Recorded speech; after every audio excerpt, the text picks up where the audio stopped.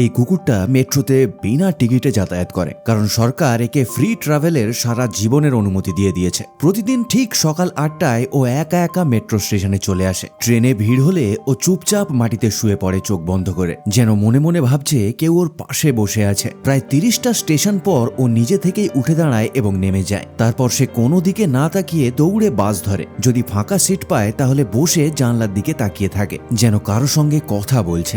বাস থেকে নেমে ও সোজা ফেরিঘাটে চলে যায়। তারপর জাহাজে উঠে অন্য দ্বীপের দিকে রওনা দেয়। সমুদ্রের হাওয়া ওর লোমে বিলিয়ে যায়, কিন্তু ওর চোখে শুধু একটা অপেক্ষা। লোকে অবাক হয়ে দেখে, ভাবে এটা কোনো আওয়ারা কুকুর, কিন্তু সত্যিটা জানলে বুকটা কেঁপে ওঠে। বজির মালিক ওর সবথেকে কাছের মানুষটা 3 বছর আগে ওকে ছেড়ে একেবারের মতো চলে গেছে। সেই মানুষটা প্রতি সপ্তাহে বজিকে নিয়ে এই একই রাস্তায় ঘুরতে আসতো। মেট্রো, বাস, ফেরি সব একসাথে, হাসি ঠাট্টা ভালোবাসা সবই ছিল।